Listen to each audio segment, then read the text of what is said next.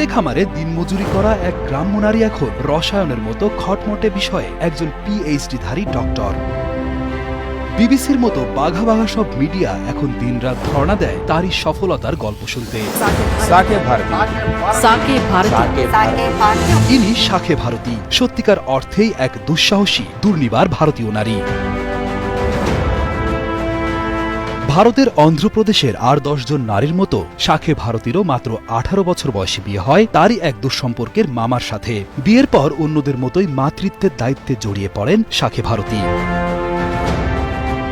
তবে মোটেই দমে যাওয়ার পাত্রী ছিলেন না এই দৃঢ়মনা নারী। অন্ধ্রপ্রদেশের অনন্তপুর জেলার নাগুলাগুদ্দাম গ্রামে 1987 সালে জন্মগ্রহণ করেন তিনি। শৈশব থেকেই অর্থনৈতিক দৈন্যতার মধ্যে বড় হতে থাকলেও শাকে ভারতী ছিলেন তার শ্রেণীর সবচেয়ে ভালো শিক্ষার্থী।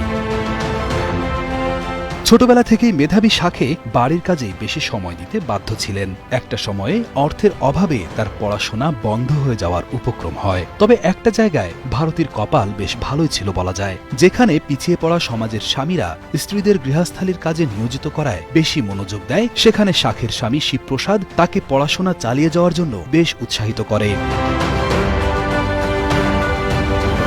শিবপ্রসাদ কৃষিকাজ করলেও সাথে শাকে ভারতীর পড়াশোনার প্রতিও বেশ যত্নবান ছিলেন। স্বামী সন্তান আর গৃহস্থালী সামলে পড়াশোনাকেও সমান তালে চালিয়ে গেছেন শাকে ভারতী।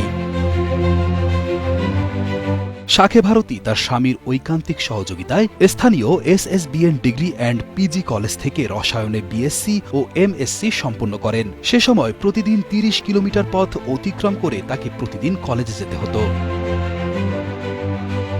শিক্ষা জীবনে তার মেধা ও পরিশ্রম দেখে শিক্ষকরা তাকে সে সময় PhD করার পরামর্শ দেন। তবে অর্থনৈতিক সচ্ছলতা না থাকায় তার সেই স্বপ্ন পূরণ হয়নি।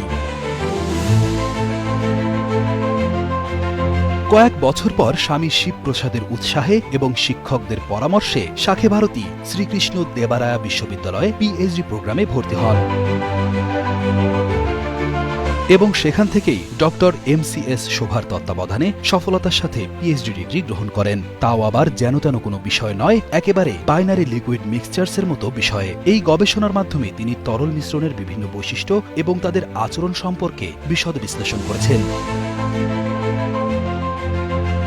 একজন ভালো মানসিকতার স্বামীর সহযোগিতা আর ভালোবাসার জোরে একজন উদ্যমী নারী কতদূর পাড়ি দিতে পারে তারই এক জ্বলন্ত উদাহরণ হয়ে যুগ যুগ বেঁচে থাকবেন শাকে ভারতী আর শিবপ্রসাদ দম্পতি।